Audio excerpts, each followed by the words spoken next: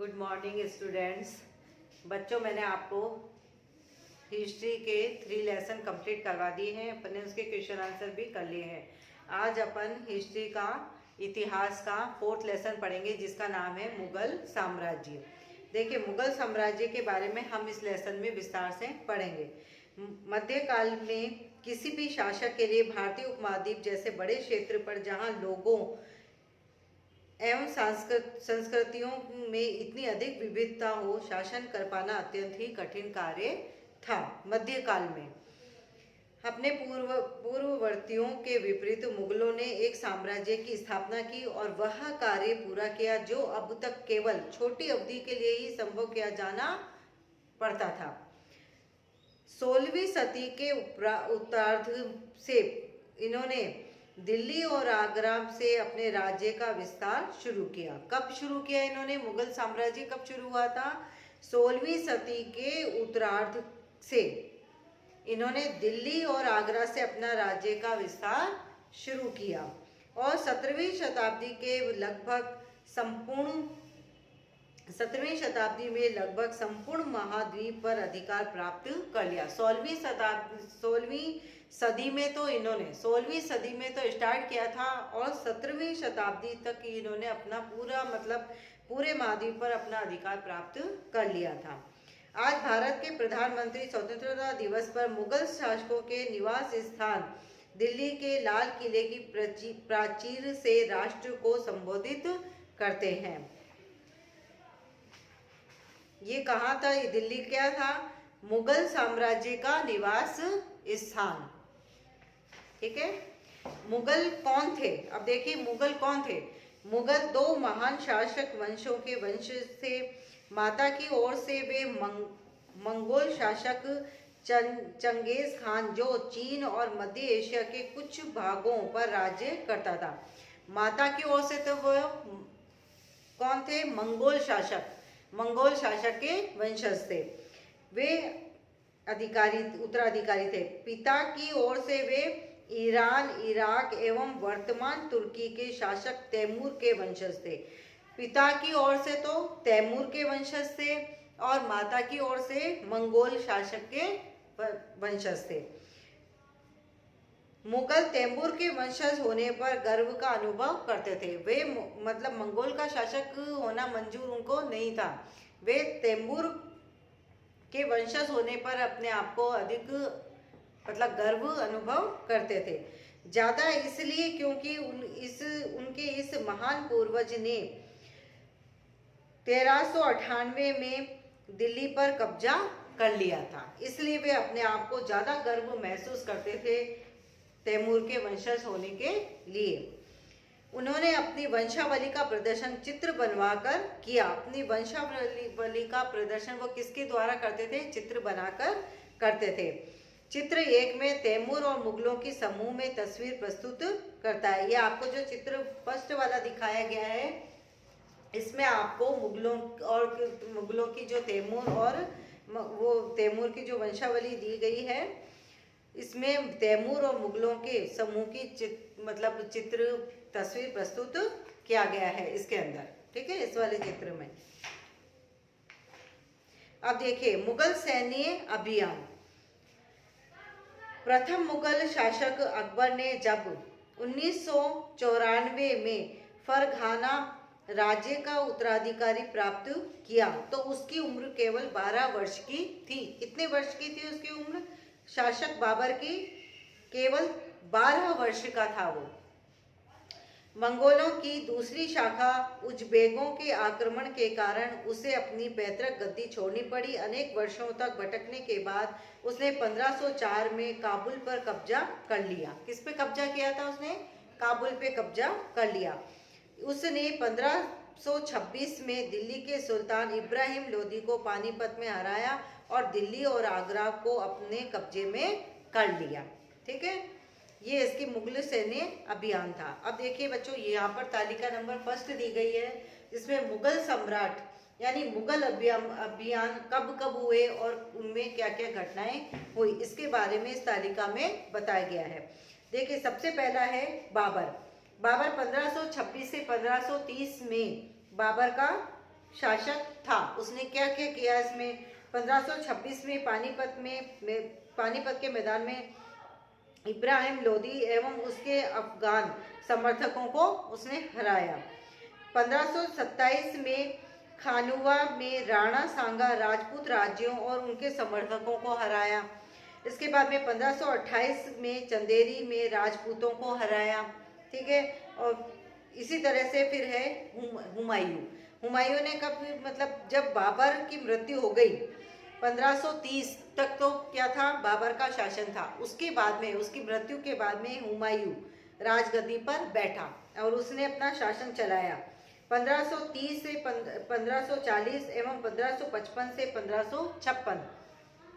हुमायूं ने अपने पिता की वसीयत के अनुसार जायदाद का बंटवारा किया। प्रत्येक भाई को एक एक प्रांत मिला।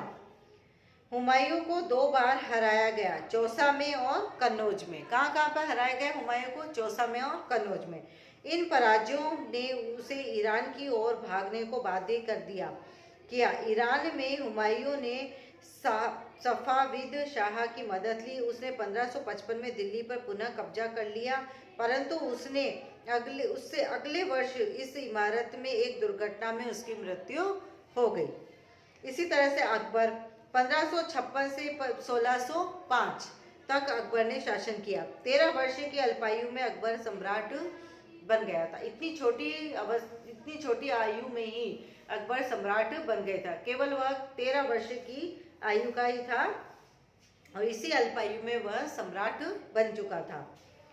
1556 और 1570 के मध्य अकबर अपने संरक्षक पैरम खान और अपने घरेलू कर्मचारियों से स्वतंत्र हो गया। उसने सूरी और अन्य अफगानों निकटवर्ती उज़्बेकों के विद्रोह को दबाने के लिए सैन्य अभियान चलाए।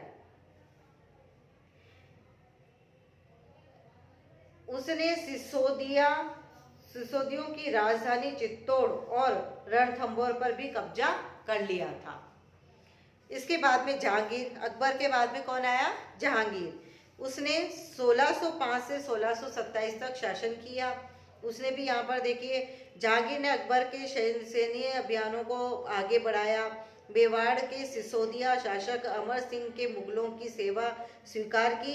इसके बाद सिखों, अहोमों और अहमदनगर के खिलाफ अभियान चलाए और पूर्णतः सफल नहीं हुए, जो कि पूर्णतः सफल नहीं हुए थे। उसने जो अभियान चलाए वह पूर्णतः सफल नहीं हो पाए थे। उसके बाद शाहजहां आया।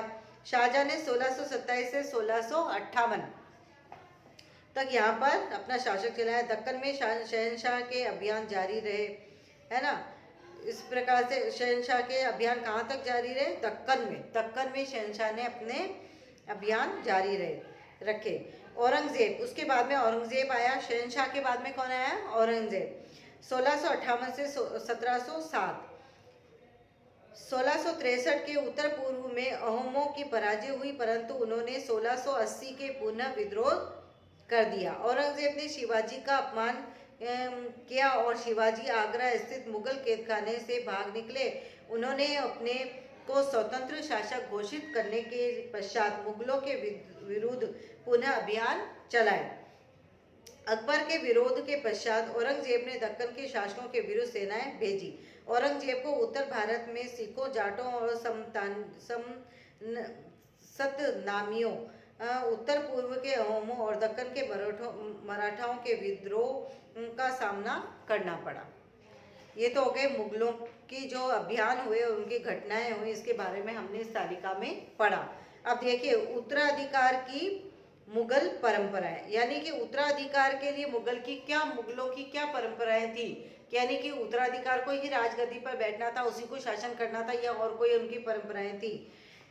मुगल ज्येष्ठाधिकार के नियम में विश्वास नहीं करते थे, जिसमें ज्येष्ठ पुत्र अपने पिता के राज्य का उत्तराधिकारी होता था। इस बात पर विश्वास नहीं करते थे कि केवल ज्येष्ठ पुत्र ही, चाहे उसमें कोई गुण हो शासन चलाने का या नहीं हो, कि उसको ही केवल राजगद्दी पर बिठाना है, उसमें वो विश्वास नहीं करते थे।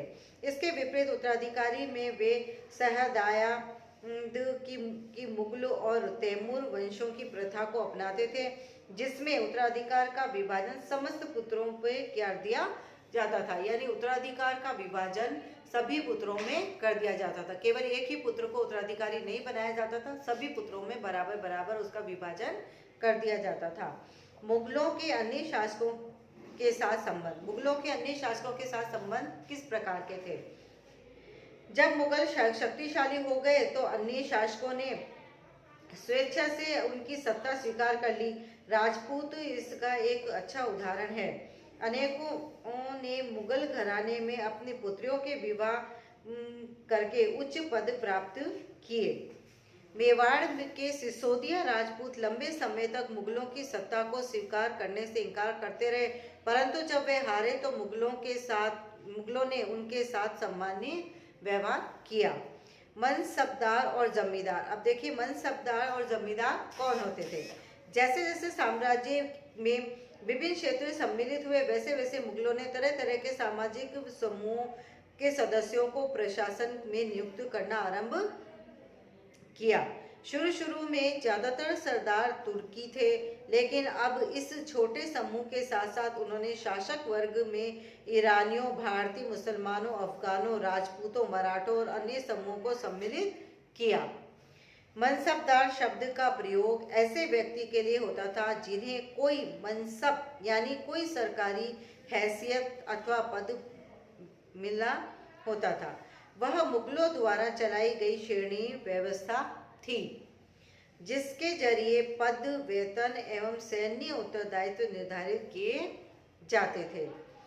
पद और वेतन का निर्धारण जात की संख्या पर निर्भर किया जाता था।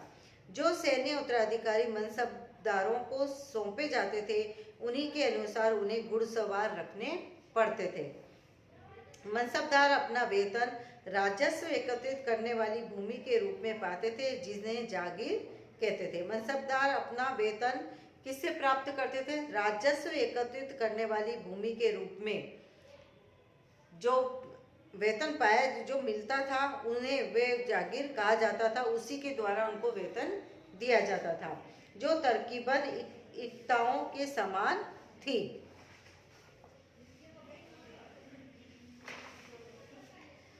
औरंगजेब के शासन काल तक पहुंचते स्थिति बदल गई।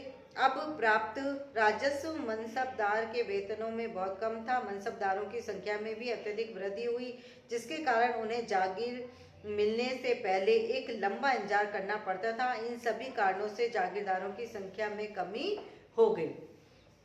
इसके बाद देखिए जब्त और जमींदार। अब जब्त और जमींदार क्या होता है?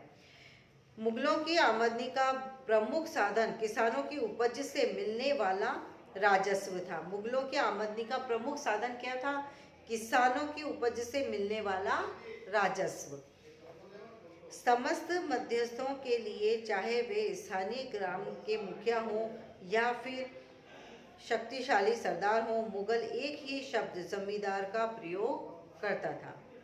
प्रत्येक सूबे को राजस्व मंडलों में बांटा गया और प्रत्येक की हर फसल के लिए राजस्व दर की अलग सूची बनाई गई। राजस्व प्राप्त करने की इस व्यवस्था को जब्त कहा जाता था।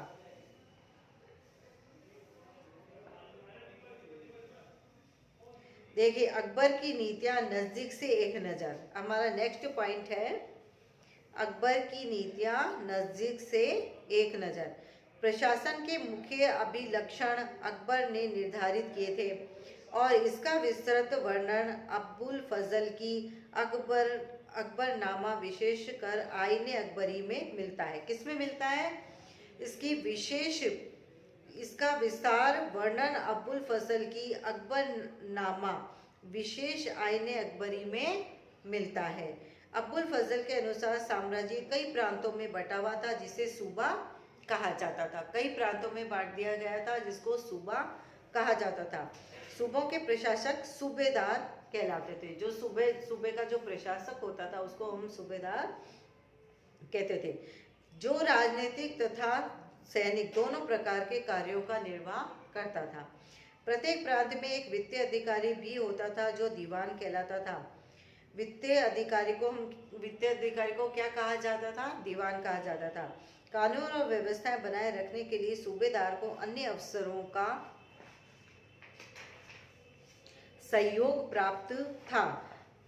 ठीक है, इसके बाद में आता है जहांगीर के दरबार पर नूरजहां का प्रभाव। जहांगीर का जो दरबार था उस पर नूरजहां का प्रभाव था। मेहरुन्निसा ने 1611 में जहांगीर से विवाह किया और उसे नूरजहां का खिताब मिला। नूरजहां हमेशा जहांगीर के प्रति अधिकतर वफादार रही और उसको समय समय पर सहयोग देती रही। नूरजहां के सम्मान में जहांगीर ने चांदी के सिक्के जारी किए, जिनमें एक और उसके स्वयं के खिताब उत्कीर्ण थे और दूसरी ओर यह वाक्य नारी बेगम नूरजहां के नाम से गढ़ा हुआ था। एक तरफ तो क्या था, एक तरफ तो उसके स्वयं के खिताब उत्कीर्ण थे, है ना, और दूसरी तरफ एक वाक्य लिखा हुआ था कि रानी बेगम नूरजहां के नाम गढ़ा हुआ लिखा हुआ था उसमें। बाईं ओर दिया गया दस्तावेज, ये यहाँ पर आपको दिखाया गया है, ये सिक्का, इस तरह के सिक्के उसने बनवाए थे। बाईं ओर दिया गया दस्तावेज नूरजहां द्वारा जारी किया गया आदेश फरमान है। चौकोर मोहर बताती है कि उदात्त और महान महारानी नूरजहां पादशाह बेगम का आदेश। गोल मोहर के अनुसार शाह जहांगीर के प्रताप से महारानी चंद्रमा जैसी वैभवशाली बन गई। हम कामना करते हैं कि नूरजहां पादशाह इस युग की सर्वोत्तम महिला बने। इसके बाद में देखिए, अकबर के अभिजात बड़ी सेनाओं का संचालन करते थे और बड़ी मात्रा में वे राजस्व खर्च करते थे। जब तक वे वफादार रहे साम्राज्य का कार्य सफलतापूर्वक चलता रहा, परंतु 17वीं सदी के अंत तक कई अभिजातों ने अपने स्वतंत्रता ताने बाने बुने और साम्राज्य के प्रति उनकी वफादारी उनके निजी हितों के कारण कमजोर पड़ गई।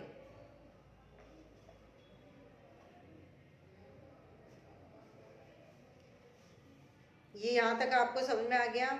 इसके बाद में आता है बच्चों 17वीं शताब्दी में और उसके पश्चात मुगल साम्राज्य। अब 17वीं शताब्दी में क्या हुआ और उसके पश्चात मुगल साम्राज्य कैसा था। मुगल साम्राज्य की प्रशासनिक और सैनिक कुशलता के फलस्वरूप आर्थिक और वाणिज्यिक समृद्धि में वृद्धि हुई। मुगल साम्राज्य में 17वीं शताब्दी के बाद मुगल साम्राज्य की प्रशासनिक और सैनिक कुशलता के फलस्वरूप आर्थिक और वाणिज्य समृद्धि में वृद्धि होने लगी। विदेशी यात्रियों ने इसे वैसा धनी देश बताया जैसा कि किस्से कहानियों में वर्णित होता था, परंतु यही यात्री इसी प्रचुरता के साथ मिलने वाली दरिद्रता को देखकर विस्मित रह गए। सामाजिक असमानताएं साफ दिखाई पड़ती थी। शाहजहां के शासन काल के 20वें वर्ष के दस्तावेज से हमें पता चलता है कि ऐसे मनसबदार जिनको उच्च पद प्राप्त था कुल 8000 में से 445 ही थे। कुल मनसबदारों की एक छोटी सी संख्या 5.6% हो ही साम्राज्य में के अनुमानित राजस्व का 61.5% स्वयं उनके सवारों के वेतन के रूप में दिया जाता था। मुगल सम्राट और उनके मनसबदार अपनी आय का बहुत बड़ा भाग वेतन और वस्तुओं पर लगा देते थे।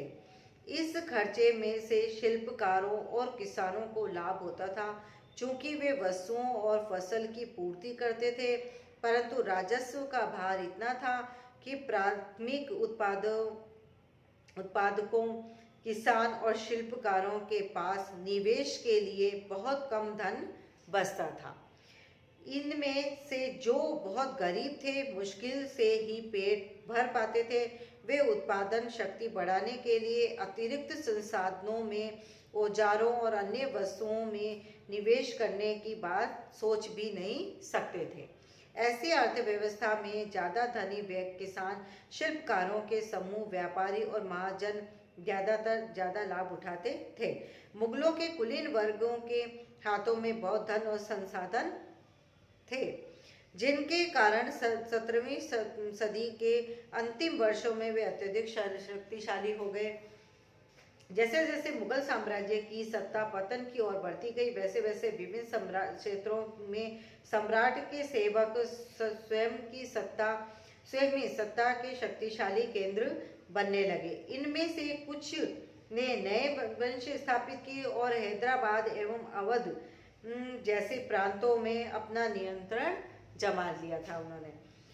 यद्यपि वे दिल्ली के मुगल सम्राट को स्वामी के रूप में मान्यता देते रहे, तथापि 18वीं शताब्दी तक साम्राज्य के कई प्रांत अपनी स्वतंत्र राजनीतिक पहचान बना चुके थे। इनके बारे में हम 10वें अध्याय में विस्तार से चर्चा करेंगे। इन सब के बारे में हम 10वें अध्याय में विस्तार से चर्चा करेंगे।